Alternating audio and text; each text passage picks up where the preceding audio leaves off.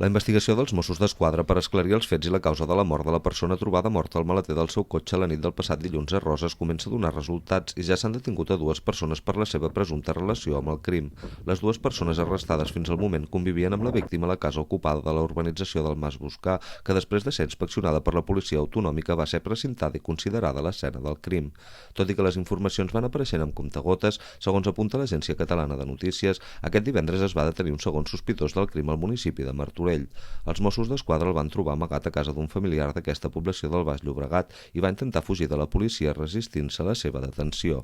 Aquest segon sospitós té antecedents i ja havia estat condemnat per l'assassinat d'un jove a Empúria Brava l'any 2003, com apunta l'ACN.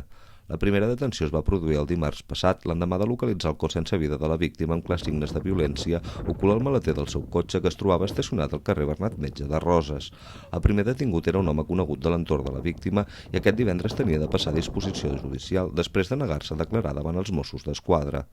El cas continua sota secret de sumari al jutjat d'instrucció 5 de Figueres i l'homicidi podria estar relacionat amb una possible revenja relacionada amb activitats il·lícites fora de la llei.